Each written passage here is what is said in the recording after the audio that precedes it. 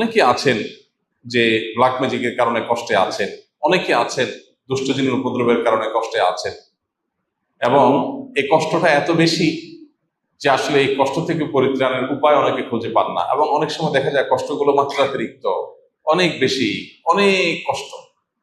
পরিবারের কেউ যিনি আক্রান্ত, দুষ্ট জিনে সওয়ার হয়েছে তার উপরে, কিংবা কোনো সেহের বা ব্ল্যাক ম্যাজিক করা হয়েছে কারোর প্রতি, তখন দেখা যায় যে ওই পুরা পরিবারের মানুষের ঘুম হারাম হয়ে যায়, পেরেশানি কোনো শেষ থাকে না।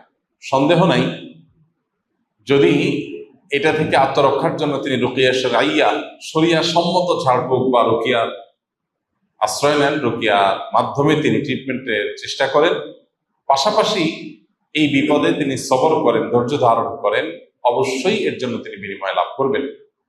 কারণ এটা তো সঠিক যে নবী করিম সাল্লাল্লাহু আলাইহি সাল্লাম বলেছেন, ইমানদার তার যদি পায়ে কাঁটাও ফুটে এবং সে যদি সবর করে, ধৈর্য ধারণ করে, আল্লাহর ফয়সালাকে মেনে নেয়, এর বিনিময় সে আল্লাহর কাছ থেকে আজর এবং বিনিময় পাবে।